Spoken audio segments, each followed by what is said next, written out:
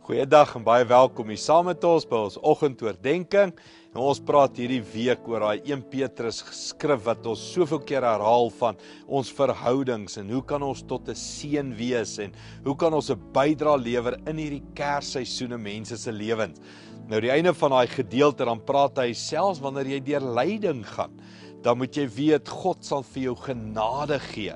Selfs wanneer jy onregverdig ly, gaan God vir jou genade gee om in daai tyd nog steeds met hoop te kan leef. So kom ons lees weer oor daai skrifgedeelte in daai vers. 1 Petrus 3 vers 13 sê hy: Verder, wie sal julle sleg behandel as julle uit julle pad gaan om goed te doen?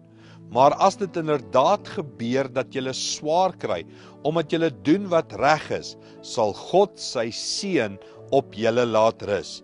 Moet dus nie dat mense julle bang maak of afskrik nie. Hy sê hier verder, as julle wie sal julle sleg behandel as julle wil goed doen? Nou ek dink ek en jy ken die antwoord daarop, nê? Baie mense.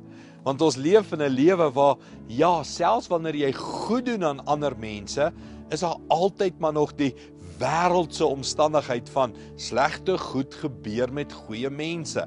En ek en jy, hierdie skrif sê, ons moet iets van vrede maak daarmee. Want God sal ons seën, God sal nog steeds ons optel en ons sterk maak.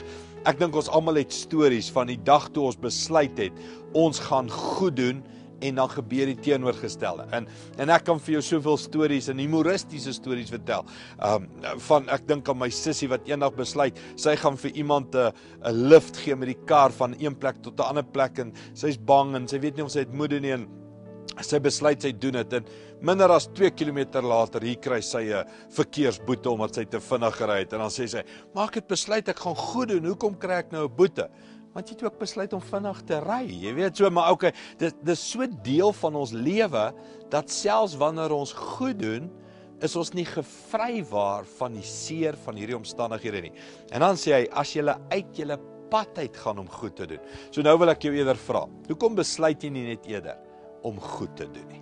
En jy sê, weet jy die gevolge en hoe mense reageer en ek soek nie nou op aarde my betaling, my dankie sê as ek goed doen nie. Ek doen goed, hoekom? Want Christus roep my om goed te doen.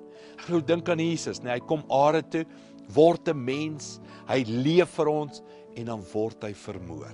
Hy het net besluit, ek gaan goed doen. En daar sal altyd die negativiteit, daar sal altyd mense wees wat kritiseer, daar sal altyd jaloesie wees, daar sal altyd omstandighede wees wat jou probeer aftrek om goed te doen. Maar besluit jy eerder vandag, ek gaan uit my pad uit gaan om goed te doen hierdie Kerstyd. Ek gaan uit my pad uit gaan om 'n seën te wees vir ander mense. So kom ons dink, aan wie kan ek eerder goed doen?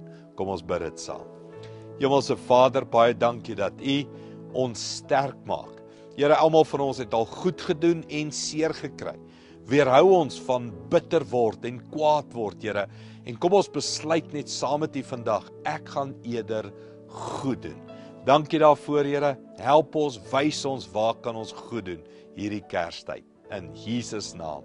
Amen.